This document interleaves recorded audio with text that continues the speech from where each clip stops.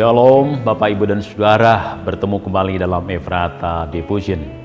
Pada tahun 1918, flu Spanyol telah menjangkiti 500 juta orang atau sepertiga penduduk dunia pada saat itu.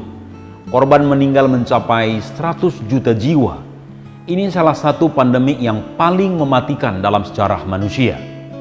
Kini muncul virus corona, telah menelan korban sebanyak 4.232.049 penduduk dunia per 1 Agustus.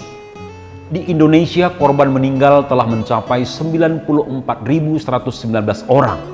Jumlah angka ini bukanlah sedikit. Di antara kita pun banyak yang terpapar, yang sebenarnya berpotensi menambah angka-angka kematian. Di sisi lain, dalam kehidupan sehari-hari, kita juga berada di area virus yang mematikan ini. Kita bertemu dengan orang-orang yang telah terpapar di tempat kerja, di restoran, di mal, di pasar, atau di tempat lain. Mencermati situasi ini, benarlah kata pemazmur, "Jikalau bukan Tuhan yang berpihak kepada kita, biarlah Israel berkata demikian. Jikalau bukan Tuhan yang berpihak kepada kita, ketika manusia bangkit melawan kita, maka mereka telah menelan kita hidup-hidup. Ketika amarah mereka menyala-nyala terhadap kita, maka telah mengalir melingkupi diri kita air yang meluap-luap itu." Pemazmur sangat menyadari keberpihakan Tuhan kepada bangsanya ketika ada musuh yang menyerang mau membunuh mereka, ketika ada ancaman banjir yang melingkupi mereka.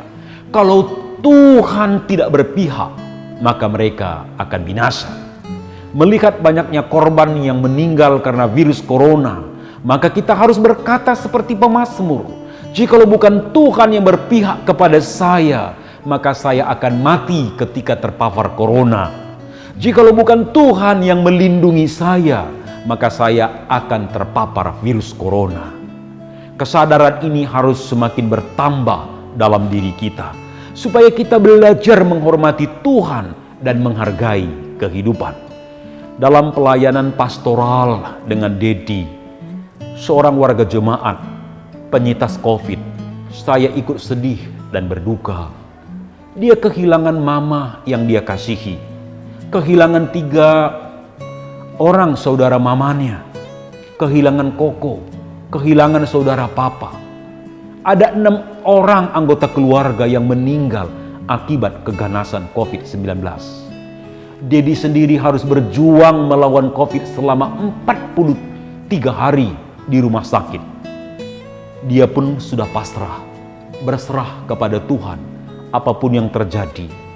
Saat-saat seperti itu, kematian sepertinya sudah dekat.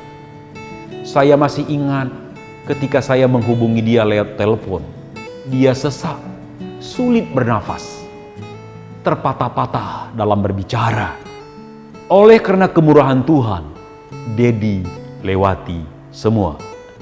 Bagi Anda yang telah terpapar virus corona, jika Anda bisa melewatinya, itu karena kemurahan Tuhan. Banyak orang yang tidak bisa melewati perjuangan itu. Mereka meninggal, jumlahnya mencapai 4 jutaan orang. Dan angka ini kemungkinan masih bisa bertambah. Bagi kita yang tidak terpapar virus corona, di tengah banyaknya orang terpapar, saya percaya itu semata karena perlindungan Tuhan. Untuk itu, mari kita berkata seperti pemazmur, "Jikalau bukan Tuhan yang berpihak kepada saya, ketika saya terpapar virus corona, maka saya pasti binasa." Bagi yang tidak terpapar, baiklah kita berkata, "Jikalau bukan Tuhan yang berpihak kepada saya, maka saya tidak luput dari serangan virus corona." Mari kita menghormati Tuhan yang melindungi kita dan menolong kita.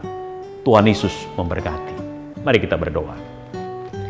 Kami bersyukur Tuhan, di tengah ganasnya virus corona yang banyak merenggut nyawa, di antara kami ada yang dimampukan melewatinya, semua karena anugerah Tuhan. Bahkan di tengah pandemi ini, ada di antara kami tidak terpapar. Semua karena anugerah Tuhan, semua karena kebaikan Tuhan, semua karena perlindungan Tuhan. Ajar kami semakin menghormati Tuhan dalam kehidupan kami. Dan ajar kami menggunakan hidup yang sudah ditolong oleh Tuhan ini untuk kemuliaan Tuhan, untuk menyukakan Tuhan, dan untuk menyaksikan kebaikan Tuhan bagi banyak orang. Inilah suruh kami Tuhan. Dalam nama Tuhan Yesus kami berdoa. Amin.